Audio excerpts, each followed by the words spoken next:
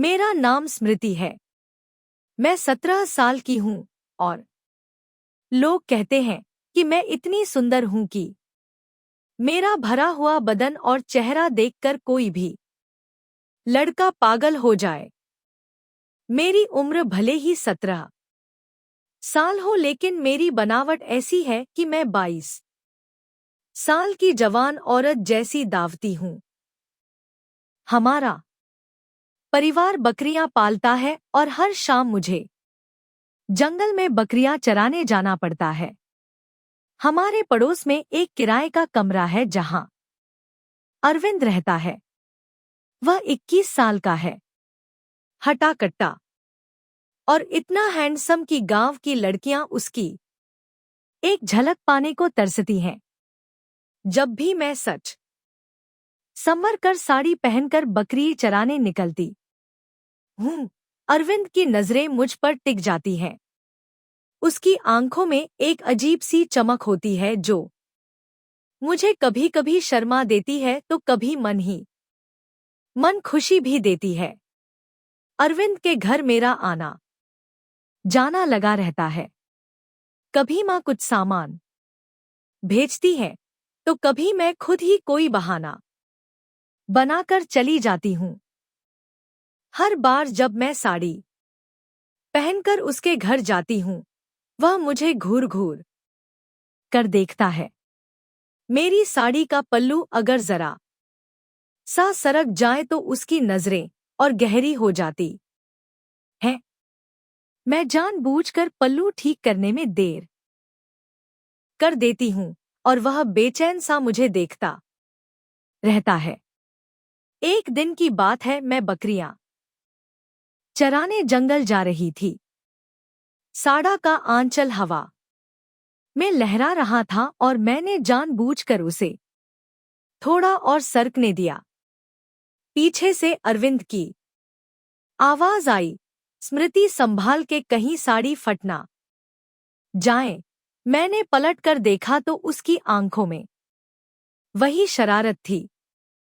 मैंने हंसते हुए कहा, तुम्हें मेरी साड़ी की इतनी चाड़ता क्यों? वह बस मुस्कुराया और बोला, चाड़ता तो बनती है जब कोई इतना सुंदर दिखे। उस दिन से मेरे मन में एक अजीब सा हलचल होने लगी। मैं जब भी सजती संवरती, मन में कहीं ना कहीं अरविंद की वह शरारती मुस्कान आ जाती। जंगल में बकरियां चराते वक्त भी मेरा ध्यान बार उसकी बातों पर चला जाता। लेकिन गांव की जिंदगी आसान नहीं होती। लोग बातें बनाते हैं और मेरे परिवार को मेरी शादी की चिंता सताने लगी है। अरविंद सिर्फ किराएदार है और उसका भविष्य अभी अनिश्चित है। फिर भी जब मैं उसकी आंखों में देखती हूँ तो लगता है कि वह कुछ कहना चाहता है जो शायद मैं भी सुनना चाहती हूँ। क्या यह सिर्फ मेरे मन का वहम है या अरविंद के दिल में भी मेरे लिए कुछ है? यह तो वक्त ही बताएगा। लेकिन फिलहाल मैं हर शाम सच संवर कर बकरियां चराने जाती हूँ और अरविंद की नजरें मुझ पर टिकी रहती हैं। शाम का वक्त था। सूरज धीरे धीरे पहाड़ों के पीछे छिप रहा था। मैं अपनी बकरियों को लेकर जंगल की ओर बढ़ रही थी। आज मैंने लाल रंग की साड़ी पहनी थी जिसका किनारा सुनहरा था। हवा में साड़ी का पल्लू हल्का हल्का लहरा रहा था और मैं जानबूझकर उसे बार बार ठीक कर रही थी। शायद इसलिए कि कहीं अरविंद की नजर मुझ पर पड़ जाए। जंगल में पहुंचकर मैंने बकरियों को इधर-उधर चरने दिया। मैं एक बड़े पेड़ के नीचे बैठ गई जहां से सारा जंगल दिखता था। मेरे मन में उलझन थी।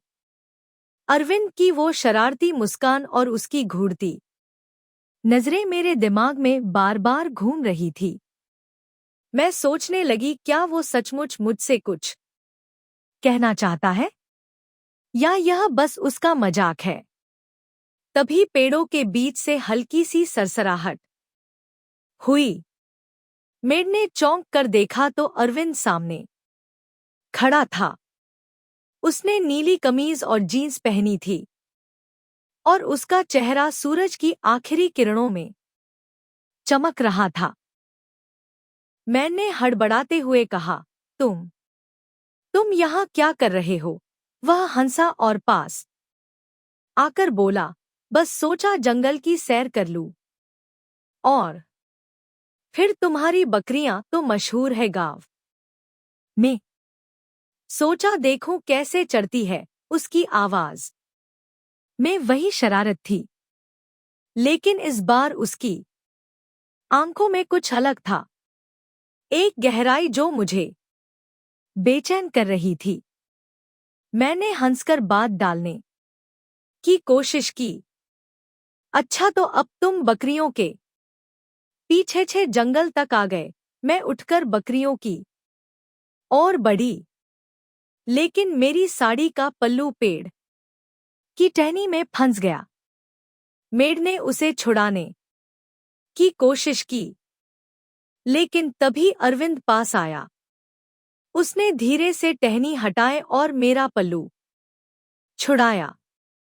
उसका हाथ मेरे कंधे को हल्का सा छू गया और मेरे दिल की धड़कन तेज हो गई।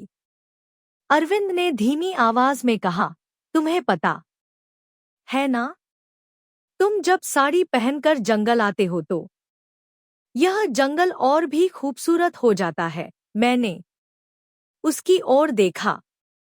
उसकी आंखें मेरी आंखों से मिली और एक पल के लिए सब कुछ थम सा गया। मैं शर्मा कर बोली, बस अब चापलू छोड़ो, जाओ, अपने काम से काम रखो।